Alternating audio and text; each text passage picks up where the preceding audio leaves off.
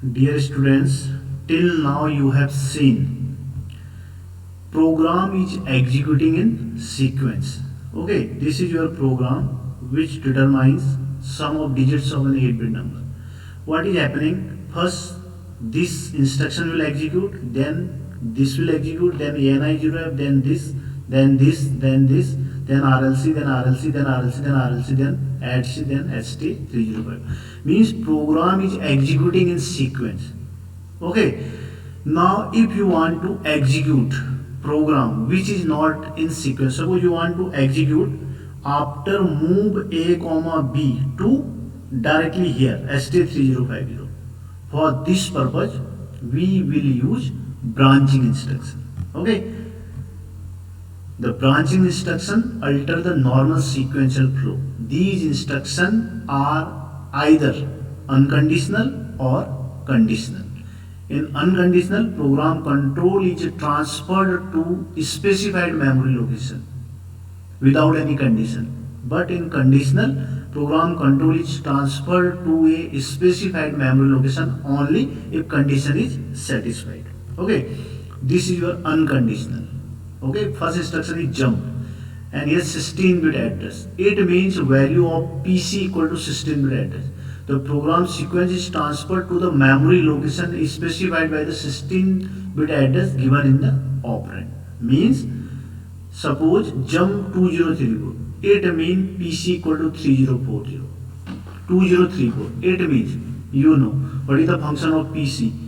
It holds the address of next instruction which we have to fetch. Means now your program will execute from 2034 memory location. Okay, suppose here I am using jump 2009. Now what will happen? Suppose it is jump 2009. Now your program will execute from 2009 memory location, not from next memory location. Okay, it is 3-byte instruction, and you have to remember in case of jump instruction there is always immediate addressing mode. Why? Because value of PC is nothing, it is 16-bit register 2034. So in jump there will be immediate addressing mode, not direct addressing mode. Just like your LXI B2050 means B equal to 20, C equal to 50. Okay, so PC equal to 2034 means there is immediate addressing mode. There is no condition. It will jump at this memory location without any condition. Okay, always it will jump. Next instruction, conditional branching instruction. Now there is condition. This condition is nothing. You are already aware. Value of flex. Okay, the program control is transferred to a specified memory location if condition is satisfied. And you know what are the conditions: zero flag, sign flag, carry flag, parity flag. Okay, suppose condition is zero flag, JZ2034. It means jump at 2034 memory location. Jump to 2034 memory location only if zero flag is 1. Z means zero flag is 1. Okay, similarly you can use JNZ2034. Jump at 2034 memory location if zero flag is not 0 means reset. You can see from here there are different jump instructions. Jump JC address, jump if carry flag is 1. Okay, it will jump only if carry flag is set. JNC, jump if no carry means carry flag is reset. Jump JP address, jump if number is positive. Now you have to remember P means positive, means when sign flag is 0. JM, jump if minus, means when sign flag is 1. JZ, jump if result is 0, means 0 flag is set. JNZ, jump if 0 flag is reset. Okay, JP if there is even parity. JPO address, jump if there is odd parity. Now it totally depends upon these flags. Now you can see there are total 5 flags. and out of 5, 4 flags which can be set or reset. 8 conditions are there. There is no auxiliary carry flag. Why JAC or JNAC is not possible? Because you know it is the only flag, auxiliary carry flag, which is not accessible by user because it is internally generating from D3 to D4. So JAC or JNAC, it is not possible. Just you have to remember, for sign flag JS or JNS, it is not possible in eligible. It is JM or JZ. Now we will see some program. Means these are used to implement if else condition. Okay, condition you know already aware with C language. If or else condition. Okay. Suppose I am implementing this assembly language which is the larger of two numbers which are available in 2050 and 2051. Suppose two numbers are here and suppose number are F2 and 23. And what is the larger of two number? F2. So result of 3050 will be F2. Now what is the concept? Now which instruction you will use?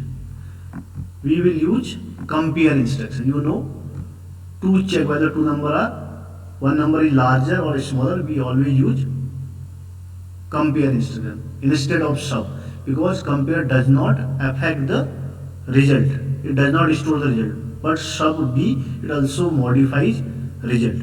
So first what we will do, first one data is available in where? In 2050, another is in 2051. So just use LHLD 2050. It means contains of 2050 is transferred into L and contains of 2051 is transferred into H. Now two number are available in L and H register. Now I will use move A comma L. You know, move A comma L. Why I am using? Because one operand must be accumulator in case of compare instruction, because compare is what? Logical instruction. Okay. Now move A comma L. Now you have to compare with H. Okay, one data is in A, another data is in H. CMP compare H. Now I will apply the condition compare H. What it means? It means if contains of, it will subtract H from A. Okay, it will subtract H from A. It means nothing. A minus H, and it will also affect carry flag.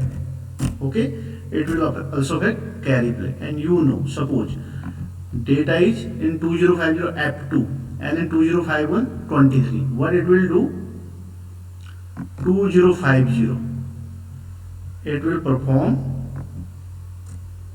F2 minus what? 23. Okay, F2 minus 23. Now what will be value of carry flag? You know, first number is larger, second number is smaller, so value of carry flag will be what? 0. So this is the concept.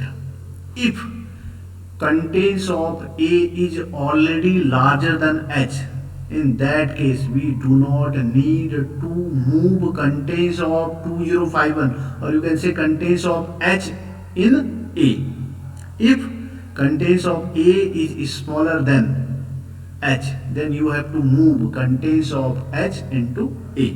Okay, so I will use JNC. You can also use what? Sign flag. You can also use sign flag, because if first number is larger, second number is smaller, in that case always sign flag will be 0. Okay, JNC. Now I will use some label. Here I am using the label, suppose loop 1, JNC loop 1. This is nothing, this is your address. Address, this loop 1 is address. Okay, loop 1, GNC loop 1 move a comma h, otherwise store the result sta 3050, and here you will use label that loop 1. This loop 1 is nothing, this is your address of st3050 instruction. Okay, in simulator you can also use this type of syntax. Okay, loop 1, just you can use label, you know, semicolon is used for labeling.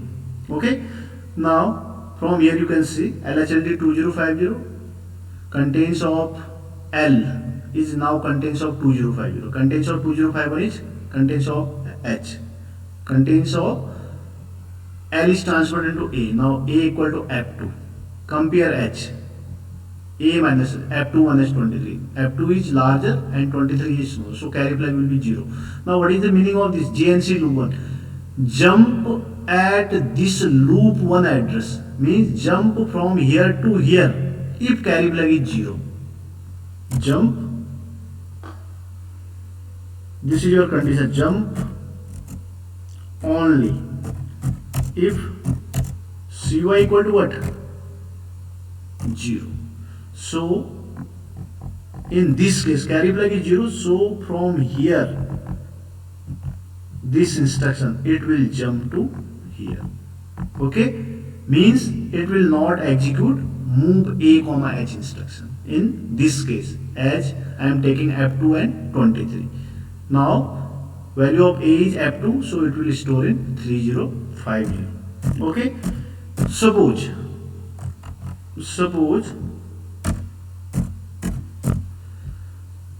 contains of a is 23 and contains of h is f2. Now in this case what will happen? 23 minus f2. 23 minus f2. Now carry flag will be 1. So GNC loop 1. Now it will not jump here. It will execute in sequence. Now move a comma h. Move a comma h. What is h? f2. When I am taking 23 and f2 instead of f2.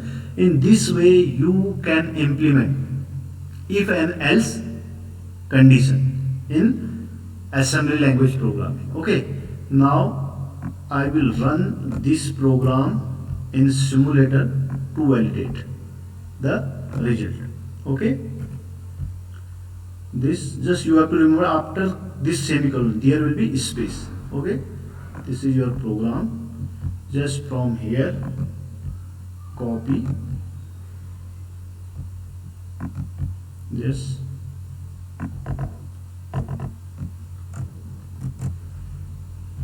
this is your program. Okay, now value, suppose in 2050 value is what? f2. Okay, I took f2 and 23. Okay, so this is f2, and in 2051 suppose value is what? Value is 23. Set. Now execute this program. Okay, debug, execute line by line. Yes, executed. Now check your result in 3050. It is f2. Okay, suppose I am taking in 2050, I will take another data 2050. Okay, suppose value is what? 45. Suppose in 2051 value is 55. Now 45 minus 55. Now carry flag will be set. So move a comma h. Value will be, answer will be your 55. Debug. Okay, execute. You can see from here 55. Okay, in this way you can implement any loop in any if else condition in 8085. Okay, now suppose you have to determine smaller of two number. Now what you will do? just change this GNC by GC. Just change the GNC by GC. It will be smaller of 2 number. Okay,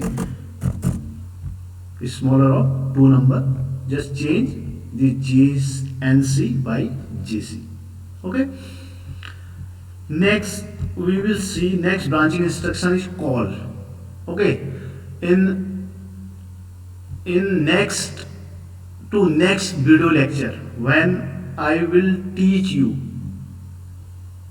subroutine, then I will explain this call and return. When I will teach you call, when I will teach you subroutine, stack and subroutine, at that time I will explain in detail call and return. Okay, it's all about your today lecture. Thank you so much for watching.